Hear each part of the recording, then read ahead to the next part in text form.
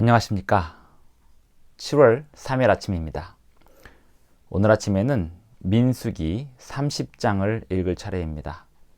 민수기 30장 1절부터 16절까지 읽겠습니다. 하나님께 서원하는 일에 관한 율법이 어떻게 기록이 되어 있는지 읽어보겠습니다. 민수기 30장 1절. 모세가 이스라엘 자손 지파의 수령들에게 말하여 이르되 여호와의 명령이 이러하니라. 사람이 여호와께 서원하였거나 결심하고 서약하였으면 깨뜨리지 말고 그가 입으로 말한 대로 다 이행할 것이니라. 또 여자가 만일 어려서 그 아버지 집에 있을 때에 여호와께 서원한 일이나 스스로 결심하려고 한 일이 있다고 하자. 그의 아버지가 그의 서원이나 그가 결심한 서약을 듣고도 그에게 아무 말이 없으면 그의 모든 서원을 행할 것이요 그가 결심한 서약을 지킬 것이니라. 그러나 그의 아버지가 그것을 듣는 날에 허락하지 아니하면 그의 서원과 결심한 서약을 이루지 못할 것이니 그의 아버지가 허락하지 아니하였은즉 여호와께서 사하시리라. 또 혹시 남편을 맞을 때에 서원이나 결심한 서약을 경솔하게 그의 입술로 말하였으면 그의 남편이 그것을 듣고 그 듣는 날에 그에게 아무 말이 없으면 그 서원을 이행할 것이요 그가 결심한 서약을 지킬 것이니라. 그러나 그의 남편이 그것을 듣는 날에 허락하지 아니하면 그 서원과 결심하려고 경솔하게 입술로 말한 서약은 무효가 될 것이니 여호와께서 그 여자를 사하시리라. 과부나 이혼당한 여자의 서원이나 그가 결심한 모든 서약은 지킬 것이니라.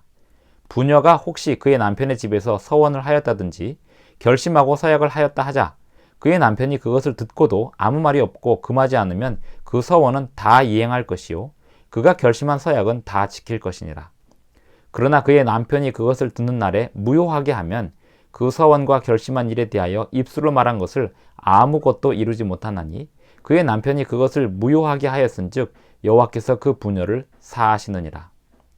모든 서원과 마음을 자제하기로 한 모든 서약은 그의 남편이 그것을 지키게도 할 수 있고 무효하게도 할 수 있으니 그의 남편이 여러 날이 지나도록 말이 없으면 아내의 서원과 스스로 결심한 일을 지키게 하는 것이니 이는 그가 그것을 들을 때에 그의 아내에게 아무 말도 하지 아니하였으므로 지키게 됨이니라. 그러나 그의 남편이 들은 지 얼마 후에 그것을 무효하게 하면 그가 아내의 죄를 담당할 것이니라. 이는 여호와께서 모세에게 명령하신 규례니 남편이 아내에게 아버지가 자기 집에 있는 어린 딸에게 대한 것이니라. 민수기 30장 1절부터 16절까지 읽었습니다.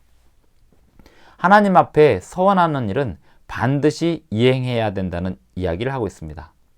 다만 집안에 있는 어린 딸이 하나님 앞에 서원을 하였는데 아버지가 그 서원을 듣고 아버지가 무효케 하면 그 딸의 서원은 무효가 될 수도 있고 하나님께서 용서해 주신다라는 구절이 있고요.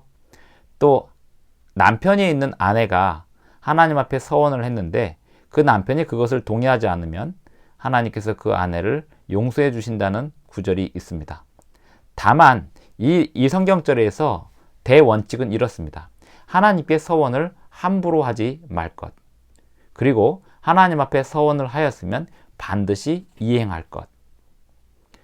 이 의미는 하나님께서는 당신이 하신 약속을 반드시 이루신다는 뜻도 됩니다. 하나님은 사람에게 하신 약속을 분명히 이루십니다. 사람도 하나님께 하는 약속을 분명히 이행해야 합니다. 하나님과 사람 간에 가장 중요한 것은 언약의 이행입니다. 하나님이 사람 앞에 어떤 서원을 하였을 때 그것을 반드시 이행해야 합니다. 하나님은 이스라엘 백성들이 가나안 땅 입구에서 있을 때에 이 명령들을 주시고 계십니다. 하나님은 이스라엘 백성들을 가나안 땅으로 인도하시겠다고 약속하셨고 그들을 인도하고 계십니다. 하나님은 이스라엘 백성들이 하나님 말씀에 순종하는 동안에는 그 모든 약속을 다 이루실 것입니다. 그리하여 그들이 그 가나안 땅에 정착하면서 어떻게 하나님 앞에 약속을 이행해야 하는지에 대하여 서원에 관한 율법을 주고 계십니다. 오늘날 우리가 이 민수기 30장을 읽을 때 어떤 교훈을 얻어야 할까요? 우리는 종종 하나님 앞에 내 마음 가운데 있는 아주 작은 소리로 하나님 앞에 서원하거나 약속을 할 때가 있지 않습니까?